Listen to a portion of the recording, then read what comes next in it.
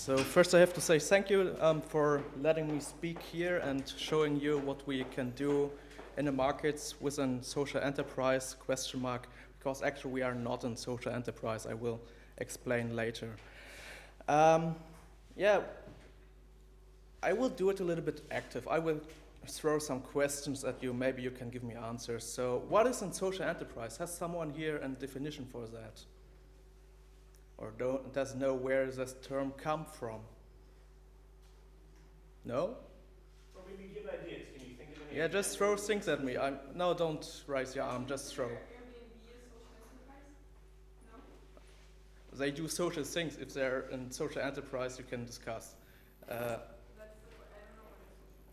what Okay. Actually, where does the term come from? There was a term created social enterprises or enterprises with social responsibility in the 19th century. That was a long time ago. They had something like we do cooperations, co-ops, and going to the markets and do social stuff. And then the term declined over 50 years. And in the 60s, there came back this discussion about, okay, how can we do economy and enterprises differently and do them more social? What did they mean by social? They just meant that they put some of the percentage of the profit away to do some social stuff. That's the definition since the 60s, what social enterprises are actually. And by that definition, we are not in social enterprise. What do they do today? Today, there's in marketing, there's a tendency to do a lot of stories. Every social product has a story. It's a story to tell to your customers, and you do it with inspiring quotes, calendar motto like, and even that advertisement you do is paid by the customers, because at the end of the day, who is paying for advertisement, it's not the company, it's the customer, which is priced in the products. And by that definition, we don't do social enterprisement because we don't do advertisements. The last thing is, what's also in trend today is that a lot of social enterprises do things like crowdfunding. They're asking for money from the customers or becoming customers and just put them in production, and at the end of the day, these products produced get to the markets, and the people just don't decide about profits and what's happening to the wages in the company, even they are the crowdfunders and giving money to the company. And that's, by that definition, we are not in social enterprise. And the last thing is there's a tendency in open source markets or in hardware markets that they're going open source, and we saw it like MakerBot and other open hardware projects in the last several years, that they're opening open source. But if the cash flows come back and they are getting very profitable, they're closing again, because the customers who are buying the products can't decide about the company going closed or open again. They don't control this process in a company. And by that means we are not in social enterprise. So who we are? Actually, we are in collective run soft drink enterprise. We do buy our base materials, the glass bottles, we give them to an internal partner who produces our soft drinks and beer, and we go and sell these products to a market like small shops, restaurants, gastronomies and stuff. We doing things very differently than other companies. We just don't start with a profit and share them with other projects. We are a company, we have limited growth. We have an anti-profit policy. We don't do any advertisement at all. We have a carbon dioxide footprint compensation. We support small resellers, and we decide everything. Every decision is made with all our internal and external partners. Right now, 1,680, and we do it in consensus. And we don't do it just since yesterday, we do it since 13 years. So the argument that can't work is not working anymore because we do it that long. So what you could do right now, if you're working in a social enterprise and it's not enough for you because you want to do more, you want to go further, is you can start to rethink the social enterprises. maybe it's not enough for you to put some percentage of the profit away and do it towards some projects like reforesting the rainforest or stuff like that. Maybe it's just not enough for you. Maybe you just want to go further. And let's face it, if you're working in an existing social enterprise and you feel like it's not enough, you could start to rethink social enterprises. And actually that's what our founding story is behind. When we founded, we were amateurs in terms of business knowledge. Nobody of us had an MBA, nobody had a business background. We were just amateurs. And we did an amateur's approach. We did things like, okay, let's think about how we want things to be, not how they should be, like in terms of business administration. Let's think about how we would like them to be. And let's start to think about if we can organize them in that way. We didn't know anything about running an enterprise. We didn't know, we neither wanted to run an enterprise because we didn't wanted to found an enterprise, but it happened. It happened by mistake. Right now it's a mistake running 14 years. And we are running that mistake with an amateur's approach where we just think about what we want to. Be aware of dealing with a net. Every social enterprise and every enterprise and even the society is a net. And if you pull a string in a net or on a knot, there are other parts moving. And we believe by just pulling some strings in a different way than the normal business economy does, we can have a huge impact on the social networks and even in the communities and in social behavior. And at least when you put some strings different with your partners and your collaborators, you also have effect on other companies and your partners you're going to business with. And going back to be an amateur in your field, maybe you just studied something to the end and you know everything, becoming an amateur again in your own field is a huge thing, can have a huge impact. And doing it by business relation, it's the best impact you could have by becoming a person who questions everything, like, I don't want that because that's a given. I want to think about how it could be. So just to do it a little bit more practical, because it's all theory and I'm just talking here upstairs, I want to give you some ideas what you might want and what could following and what could be going further means. So let's call the next section going social. You want to become more social in your enterprise, so you decide maybe something like the payroll, same wage for same work is your thing, because you believe in equal pay and that should be a thing in your company. And you are in a company which is maybe in collective like us, or a normal company which is not in collective, where is decision making different. And what we did in our collective was something like, we implemented that, same equal pay, same salary for same work, same wage for same work. And our normal wage right now is 15 plus €1 per hour. And maybe you want to go further.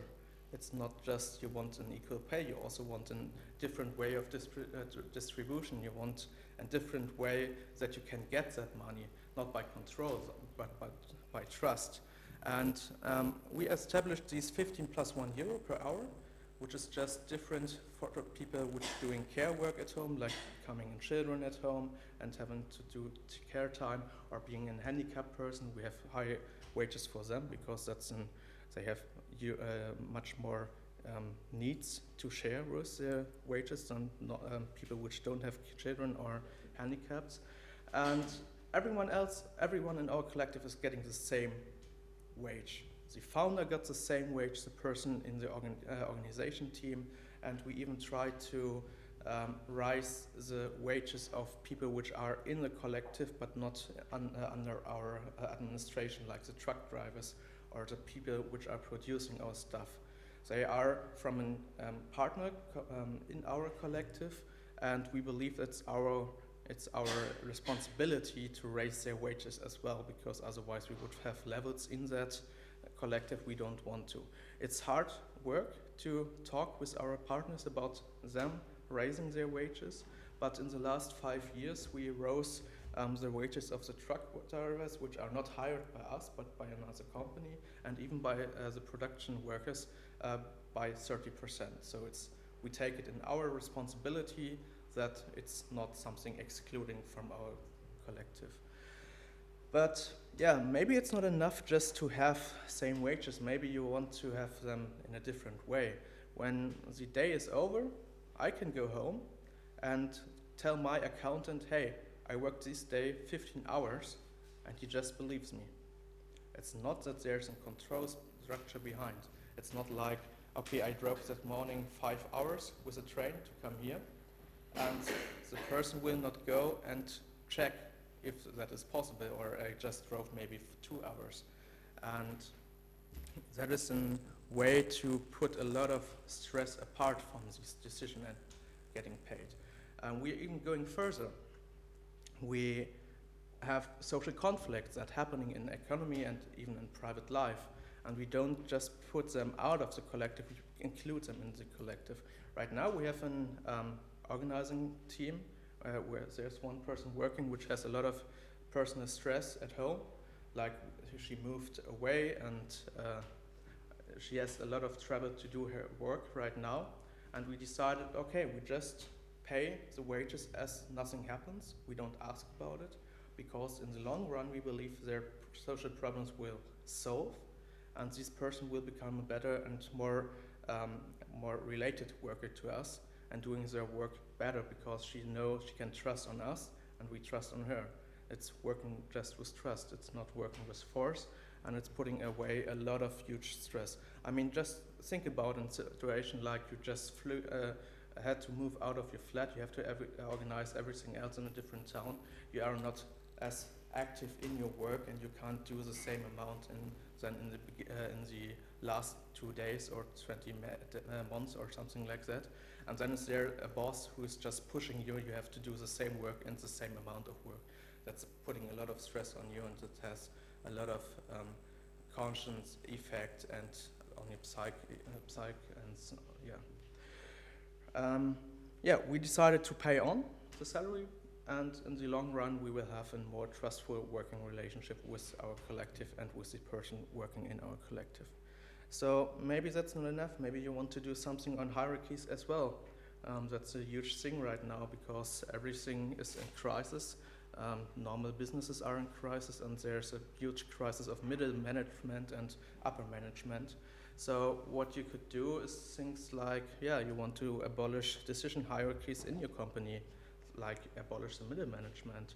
So you go for establishing teams. That's one way which that did in the 90s and 2000 years. So maybe that's not enough for you, because you could do it a step further. Next step could be to abolish the team leaders in your team, because actually the team knows what has to be done, and you can rearrange every action to do on a day or every work on a day in your team by the decision of the team.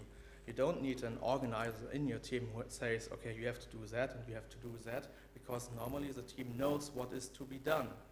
And you don't need one person in charge who has the power to put people in stress and decide everything. And so you can start to establish teams. You can start to abolish the team leader. You start to rearrange the task of the day by the knowledge and experience of your workers, and everything is going more vital and going more to the needs in the team. But maybe that's not enough. Maybe you want to have smarter decisions by your team. So at first you had a team, and then you abolished the team leaders, and maybe it's not enough. You want smarter decisions. So what you could do is you get advice from professionals. That's the normal way. You just bring external knowledge into your company, and they decide or they tell you, okay, that is the way you could do it, or you should do it. And in normal ways it's like, okay, you follow these things. But actually you have right now a very experienced and very knowledgeable team who also has knowledge related to the problem solving. So you let them invite the knowledge they need, and then you let them decide which knowledge and which solutions they want to follow. You don't do it like, okay, you just hire things like McKinsey or other companies which just give you the right decision you have to do. You just question with the team the things the expert tells you to do. And maybe that's not far enough. Maybe you want also this knowledge transfer much more fair and even more better and smarter decisions. So you set up something like in community relation and knowledge management. We are a collective. We have right now 1,680 members. There's a huge knowledge from different levels in this collective. And you could start something like an open discussion culture with all your stakeholders and external and internal partners. Because actually the solution of a problem is normally in the persons which working with the problem. So you can go further and invite every external partner to make the decision with you. That's something don't happen or doesn't happen in any company. We did, and we even went a little bit further. We invited them not just to participate equally in decision making in our collective, we changed the way how the decision is made, because we included our external partners in the decision making by the same level of equality. So what we are doing right now, we do our decision making with 1,680 partners in consensus. So everyone can block in decision to be made if he don't like this decision or he doesn't see his own needs and perspectives represented in the decision making. So what you did at the end of the day is abolishing the middle management who has limited capabilities of knowledge and perspectives, and you also rearrange the responsibility in a team, because that's right now there's not one person responsibility for every decision in a team made, but the whole team is. And you have smarter decision making, and you just don't have these effects of one person did a wrong decision and that making a bad and ugly looking for him in a team or in the company, and you just put a lot of pressure apart. Maybe you want something different. Maybe you want a more failure-friendly culture in your organization. You could say you want to become a more failure-friendly enterprise or collective or organization, youth organization, I don't know. Then you could become an open and transparent organization about the mistakes made in your processes. Like, let's say it like this, in soft drink production, there are things happening. There can be a machine just broke the product which is produced by the machine.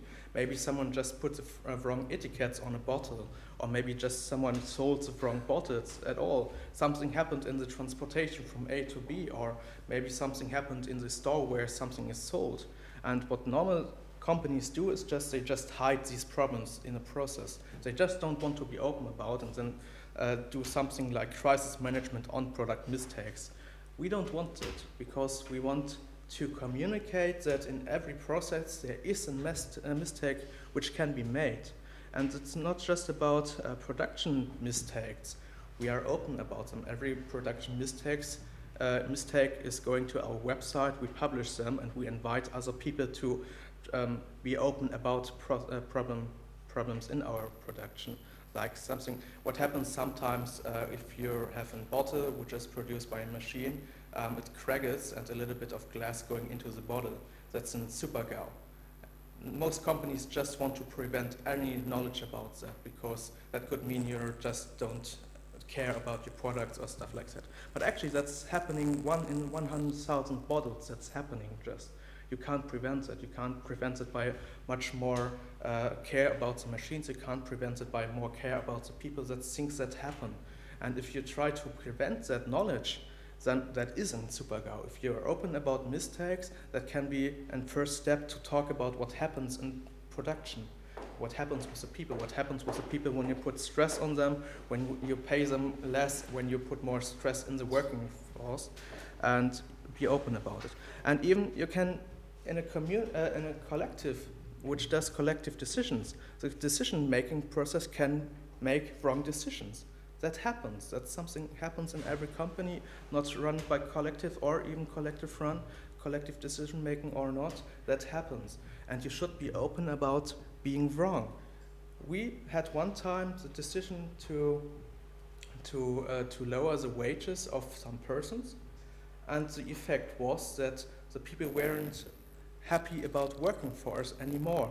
That was a collective done decision, but that decision was wrong. We could communicate that afterwards. We could tell about the effects it had on the collective and even to our partners. We went open with that decision making so we can be transparent to other, and other people can learn from our mistakes. And we believe it's a good way to do it and be an open social network. So become open and transparent on your mistakes, and you can become a more friendly failure, have a friendly failure culture, which has a huge effect on every partner you're working with and even on the collective. And there's no inside outside, there's a huge effect in the whole net. So maybe you want to become a little bit more further because you're now open to your mistakes and your decision-making mistakes maybe, and you want to get a little bit further and set up a discussion environment where everyone who wants to join can do so. Like, we're producing soft drinks, and actually there's a divide between we are the producers and there's a collective maybe around, and then there's a customer. But actually the customer has a lot of knowledge about what he wants and perspectives on the products and even what we're doing and on the way we do it, and we want them to join the discussion with us and the decision-making process, how we can do things differently. So we set up something like a mailing list 14 years ago. It's the best run mailing list I ever attended to. Right now we moved to a board 1 year ago, and we invite everyone who wants to become part of the decision-making and discussion culture to join us to discuss the running process that we do. They are also getting the possibility to attend to the decision-making equally with everyone else. So all our partners are not just the producers, the truck drivers, and the organization team, it's also the customers, which have the same right to vote or block in discussion and decision-making like everyone else on the team. So if you want to join us, we're just in German discussion board, so maybe it's a little bit harder to you to attend, but if you like to take a look in what we're doing, you can just write us an email and we will give you an account. Set up an open discussion environment. Maybe your social responsibility is much more on the environmental impact you can have with your company. There are huge discussions right now on green capitalism and how you can do things just nicer and be fair trade and open stuff. And you can take a look on the social moment of a company or an enterprise by the environmental impact. So what you could do is you want to reduce the impact of your product on the environment. Something like, okay, you have a carbon dioxide impact by any product you produce, and you could do something like a research on how big this impact is of your product. We did 6 years ago. There was a student who was interested in relating our company and our products to the carbon dioxide footprint, and he just did research on things like, okay, how much carbon dioxide is produced by the growing materials, by pressing the bottles, by transporting, by filling the bottles, by storing them in your refrigerator, and even what happens with the dioxide when you drink them, and gases, and that are all included in this research. And at the end of the day, we had things like, okay, we have a specific amount of carbon dioxide we can put on a bottle, because that's what happens when you produce one bottle of them. And you can go a little bit further. You just know right now the impact of your product on the market and on the environment. And you could do something like a recompensation. Maybe you just want this carbon footprint not in the environment. It happens when you produce, but you can reduce it by doing things apart and doing things for compensation. What we did 5 years ago was we took 1 cent per bottle, which is produced, and put them on a budget which is at the end of the day, at the end of the year, going to a compensation carbon dioxide compensation project like reforesting or growing resilient crops and stuff like that. Which there in Germany there are some companies which are certified for carbon dioxide compensation, and we help them and we put some money into them at the end of the year. This 1 cent is per bottle is the compensation of the footprint which is produced by that bottle, and even I guess like 5 or 4% more than needed to compensate. So at the end of the year, by drinking our products and selling them, we did something for recompensation done by the impact of carbon dioxide by every bottle, and even did a little bit more because the carbon dioxide is going a little bit more at the end of the year. I said we had something like we have something like 1 cent per bottle. I can tell you the numbers. Last year we produced 1.5 million bottles at all. 1 cent. You can take the numbers to your account and just calculate how much we spent on carbon dioxide compensation. We have all our numbers on our website, so if you like to see what we also do, you can just take the numbers from our website and do the calculation yourself. Carbon dioxide footprint. But maybe that's not enough. Maybe you know, okay, just by producing things you have an impact on the environment, and you want in the long term lower this impact because every company wants to grow. That's the way it is. Or actually no. Some years ago we came in touch with this post-growth economy, non-growth economy theories. There are some people in Germany which are talking a lot about post-growth economies, and we just got in touch with some of them because they liked our products and ideas, and we started to think about what they're doing. So we had in 2011 we had a problem.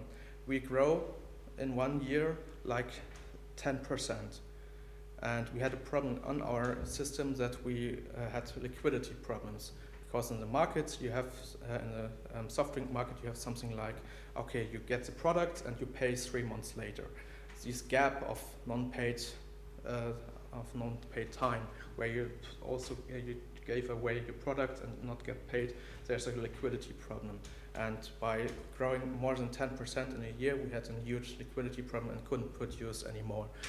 In this time, we had a kind collective members which just gave us a shorter pay time. They just paid after a week, but it was a structural problem. And we said in this time, okay, we just don't want to grow that fast again. We didn't have the post-growth economy background in that time, but we decided then that we just want at max grow per year by 3%. In the last years, since we made that decision in our collective, we grow per year around 1 and 2%. So we also lowered that by just saying no to new marketplaces and stuff like that. So regulating your impact on the environment can also mean that you reduce or regulate your growth at all in a company. That's something you can do, and we did by maximum fixed growth per year. There's maybe an other thing you can take a look or an other perspective on environmental. Maybe you produce something like a drug. We produce alcohol, we produce a beer, and beer is a drug. Beer has an environmental impact on a social scale, and maybe you just don't want that to happen. We need to sell our beer because others do as well, but maybe you want to reduce the impact of what your product does to the social environment, and maybe you want to do something like compensation for that as well, not just on the climate compensation, not on the carbon dioxide, but also on the social level. So what we did to our beers is we included in every sold bottle 3 cents, which going to an anti-drug project at the end of the year, where people traveling around and doing alcohol prevention, telling about their stories, what they did and stuff like that. That's what we did on a social scale. Yeah, social impact.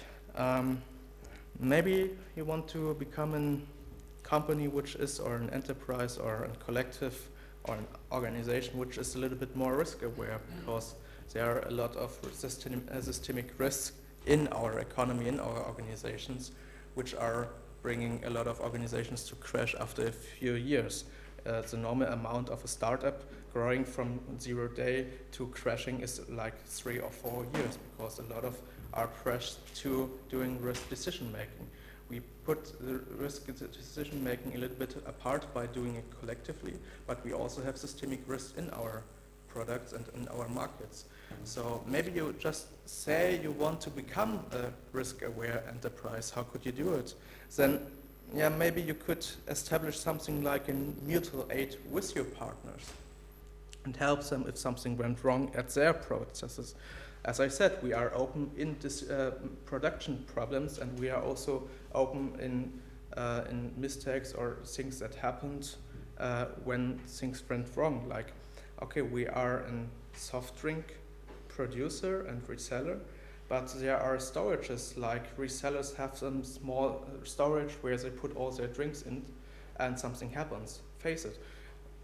Their mistakes can happen on a transport, like bottles just crash from the truck, or there's something like wrong etiquettes on something, or there's something like I don't know, your small storage just going to burn and everything is damaged. And we said some years ago that we just don't want our resellers to be alone with that problems, because we say that's also our responsibility to take their problems as our problems, because we want to do business with each other.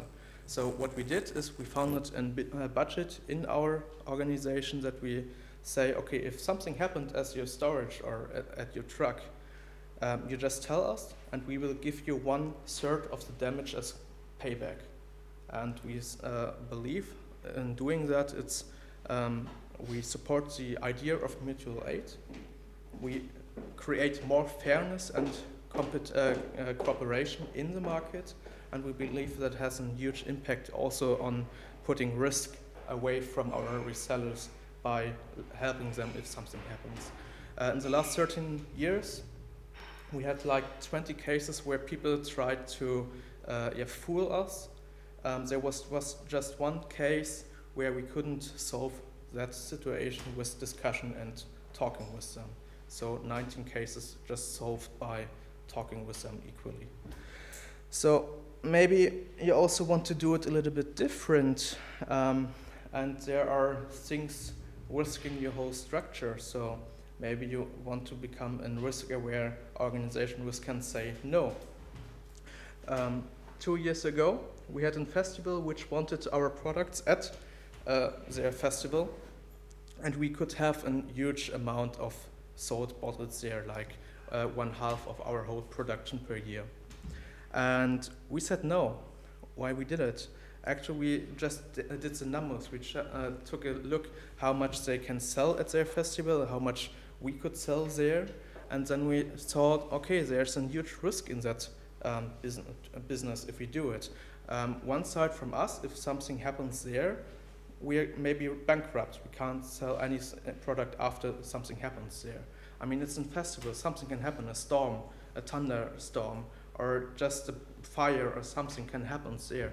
And that would be a very high risk which can happen. And I mean, normally it doesn't happen, but what if something happens?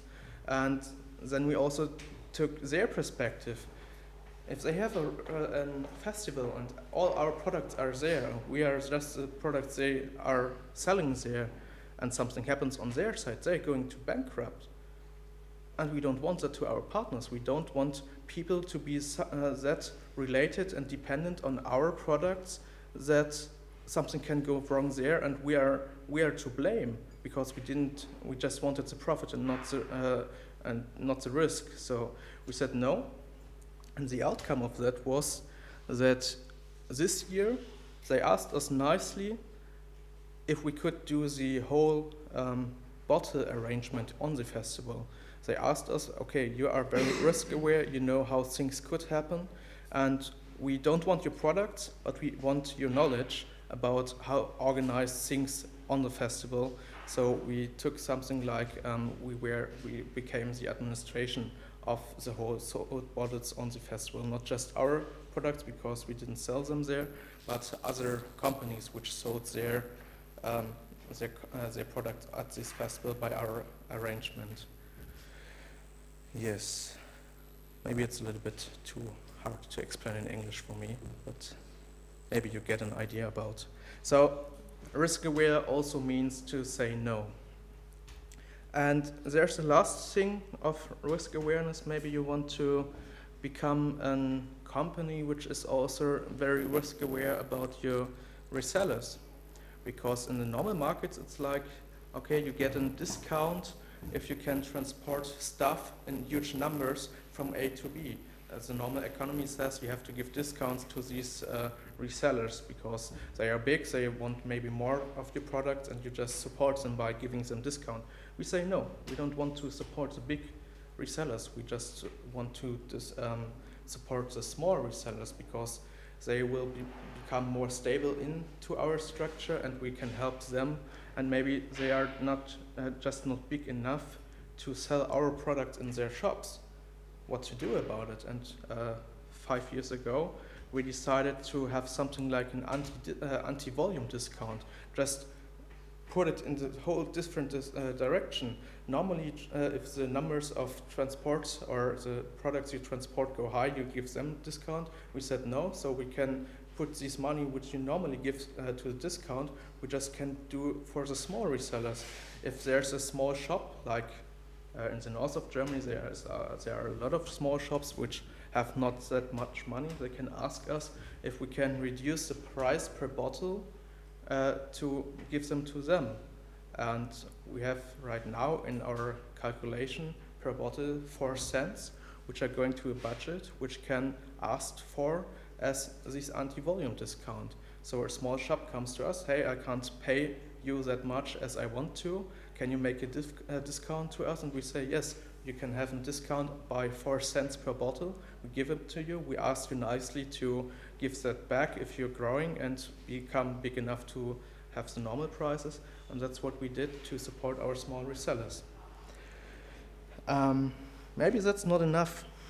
Maybe you wanted to do it a little bit more first, or maybe you want to do something about the profits and the advertisement, because actually we are not a non-profit organization. We are far more. We are an anti-profit organization. We don't want profit at all in our structure. Last year, by the law, we had to make profit by €1. That's the profit we made last year. We can do it by calculating the prices of our bottles per bottle. We can put everything we want on a social scale into our prices. But now you could say we are very expensive, and that's maybe just the way we run it. In the last 13 years, we lowered our prices, collectively decided 4 times. And we rose the wages like 3 times, from €7 to right now 15 plus €1. We lowered the prices from 1 cent to 5 cents at max. We also had one time to rise the prices again because the sugar became much more expensive in the market. But because we can calculate every bottle and we can give the numbers openly and we can transparent talk about how much things cost and what is done by the profit or by the income, and the collective can decide everything. There's no person or no shop known which left us because of the rise of the price one time. So yeah, there's one thing we also do differently than other organizations. We don't do any advertisement, because normally advertisement is paid by the customers, because you have to put a budget apart for doing advertisement on media, on social media, and right now there's this storytelling thing which is also getting a lot of money into the market, and we can't do it because in our calculations there's no 1 cent did a part for advertisement. So there is no advertisement possible because the collective said we don't want to advertise at all. So there will no advertisement of us in media, in newspapers, on the internet or stuff like that. We just sell by doing talks like this, or by educational attention because people want to write about us, and let's come to the conclusion. We are anti-profit.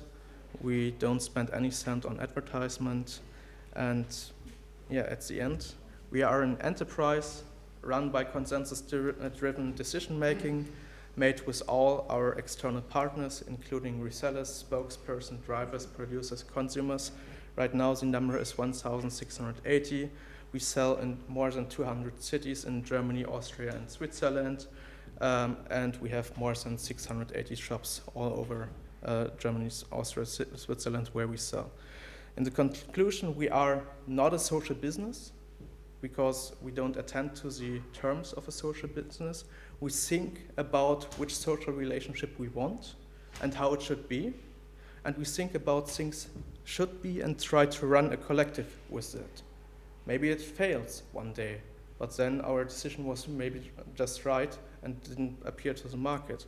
And we believe that you can do the same. You can go back to the amateur's approach, think about how things should be, and then try to run a business or an organization with that. Thank you.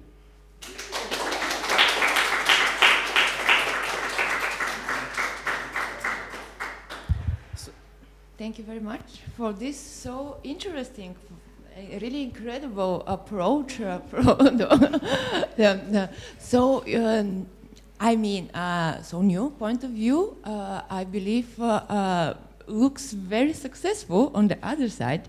Absolutely, and my opinion, it's not so amateur approach. Why? Because nowadays, after so many years of client-centered strategies, in one moment, maybe 10 years ago, maybe a little more, the business realized that actually the employee-centered strategy is better. And I see that after this period of 10-15 years, you are even further away, and we combined these two strategy, business management strategy. Maybe just let me take a phrase for that. You can say we are not an amateur anymore, but from our perspective, we are still sailing in an open sea, and we just got experienced sailors, but that doesn't mean that we know anything about nautic or how things run on a sea. So what we do, we know what we do, but we still have this amateur approach about thinking how things should be and then try it. Like on a boat, on a sail ship, you just know that you want to go that direction and we try it. Maybe the storm comes and put you in another direction, but we still don't know how to, yes? So. I think really you are in the most contemporary business management direction, definitely. But we are doing it in so fresh, interesting and motivative way, actually. Thank you. Okay. But let's now, do you have some questions for me? Because I guess we have right now 5 to 10 minutes to... Absolutely, let's open the floor for And please just don't raise your arms, throw things at me. That's okay. much more... We are not in a school situation, sorry. So. Hi, and I'm so sorry I missed the first half of your presentation, but if you were to define this very unique, very novel business approach in one sentence, how would you phrase it? Which business approach? The one that you were talking about. How would you go about defining it? The social enterprise, yeah. Collective run decision making in economy and thinking about what you want and not how things should be by terms of business administration. I hope that sums it up. Right, it does make sense, but is it hard, like, trying to come up with an approach like this when you're normally surrounded by people who are much more business-driven, so to speak, and profit-driven? Actually, we have right now more than 50 works done by students, PhD, master, bachelor, about us, which all are highly interested in what we're doing, and doing researches on what we do. And actually it's very interesting to have their side or their view on us, because what happens right now is we have a lot of different works done, researches done by students, and sometimes we just have things like, okay, they say that, and they say this whole opposite of it, and both is right and wrong at the same time. So actually also business persons which take a look at us say, that can't work. But actually we are working since 13 years, so that is not a valid argument. And yes, there's a lot of expertise out there in the business world which can explain what we're doing. I'm pretty sure that it's that way. But tell me about it. I want to hear why we are working. And then let's take a look if we can transfer that knowledge into our collective. Well, that's the approach we have. We just want to learn more about us by other persons. That's actually the way I came to the collective, because I had a lot of critics about what they were done. And I asked things and told them about them, and the founders and some of the collective just asked me, oh, really? That's the way it is. Okay, tell us more about it. And that's how I came to collective. Yes. I guess there were more questions in the back. Yes. I was wondering, for you, this idea of this business approach, do you see this as the ideal approach, like that companies feel responsible for the consequences of what they do? And no, I don't. Actually, there are types of companies which should exactly know what they do, like atomic plant stations. Actually, I really want, if people decide that there is atomic power needed, they should really exactly know what they are doing. So actually, I believe it's not an universal approach. It's also not the approach which is working everywhere, because there's so huge different kinds of companies and business models which are run these days, and in different branches, in different ways. Like I guess you can't run an hospital like us. I guess it's not possible, but you can take this approach on your teams. You can do it take a lot of parts of what we're doing into these classic organizations and request the way things are decided. And yes, so I hope it answers your questions. And actually, we are not the persons which are standing in front of business people and say, you should do it exactly that way, because that's not working.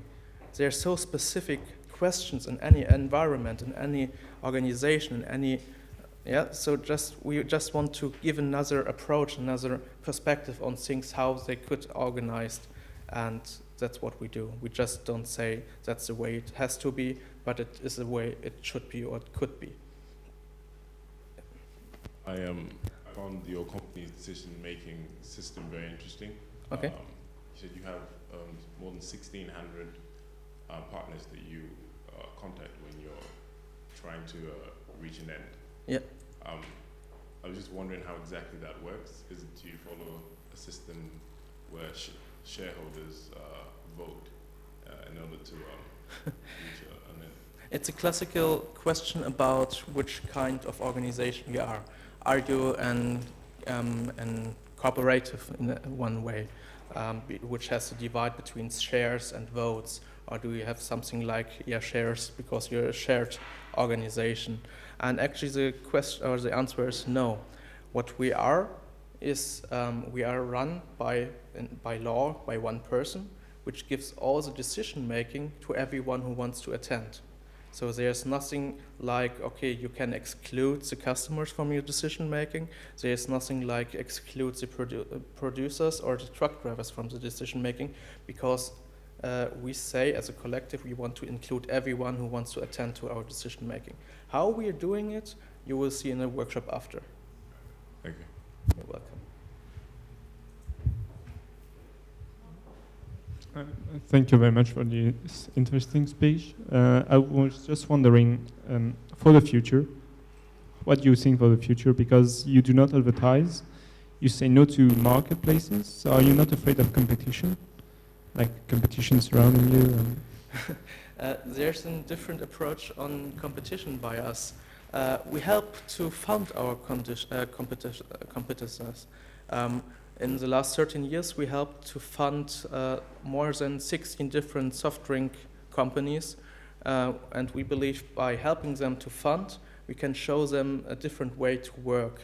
Like, okay, when we put fairness in the founding process, we help them with our knowledge and how things can be, and give them a perspective on the founding process. We believe that in the long run, they will work and organize more fair and more cooperative than competitive. How we will see our future in the markets, actually we have plans to abolish the market at all. So maybe that's an answer, by just putting away this process of request products and just giving them to the market. We try to abolish them in the next years. We want to go away from taking credits and interest rates to banks to get product. We want to do it much more on a, you can compare it to some kinds of old school crowdfunding. By just, okay, we want to have a clear number which one we need to produce or we have to produce. We want to fund this production with all customers which want our products and just sell these kind of products. So we take away this demand of products completely away. That's what we plan for the future. So I guess we can then more control our growth and even how we can relate to our competitors much more. Sorry. We just don't we don't like markets.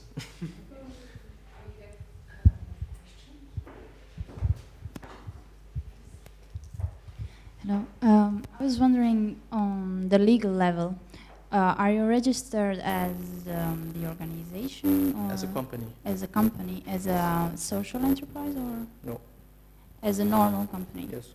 And do you have access to social funding as, for example, the European Union gives some help to social enterprises or some companies that do social work? Interesting question. We have one access to funded projects because the Stiftung, Deutsche Umweltstiftung, German Environmental Association, they wanted to do a project on thinking to measure the impact what we have to the market and to the environment. But I guess that's the only fund we get from the European Union or from the state. So I guess we don't have the normal access like other social companies do. And actually we don't want to get dependence on that because it would bring other risk to our company we don't want to. You're welcome.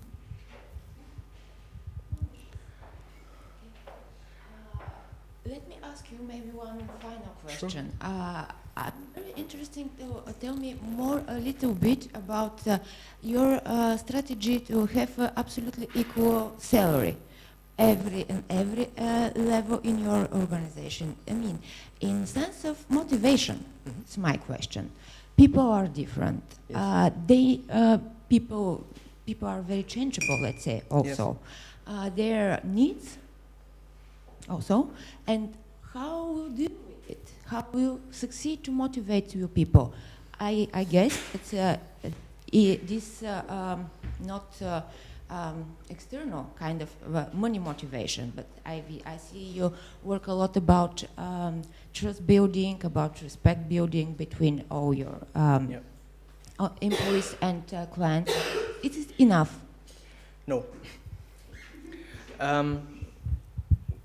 Normally I would talk a little bit more about the problems we have in our organization because we are not that great organization which has solutions for everything. Actually we have a lot of problems like motivating our collective members to attend to the decision making into the process of discussion.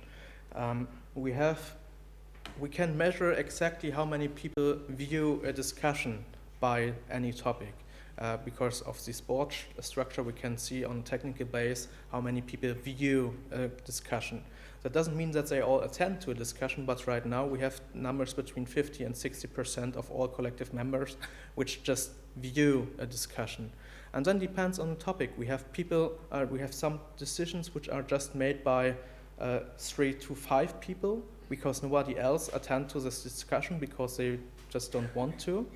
And we have discussions which are going with more than 500, 300, 500, 600 people. So depends on the topic, depends on which different perspectives are coming to a decision making. And in the long term, we have a problem that over the years we got much more complicated. Our structure by the decision-making process and even by the growing collective is getting more and more complex. And we have a problem that we have lowering rates of activity, that old members of the collective just don't attend to discussions anymore or just don't attend to the decision-making process anymore because we discussed that 3 years ago, we don't want to. So, but we don't have a solution for that. We tried different ways of incentives. One of the baddest decisions we tried, or incentives we tried, was money. It was just the hell. Don't do it ever. If you have a decision making on making incentives with money, don't do it. It destroys everything. So never ever. If you have one thing you can take away from this, just don't do it with money. So we don't have a solution for that, and we're looking for a solution for that, and maybe we'll find some, maybe there's no solution for it, we don't know. Thank you. Thank you very much once again. Well, please join me again to thanks to Mr. May. And after that, after maybe a short break of 5-10 minutes.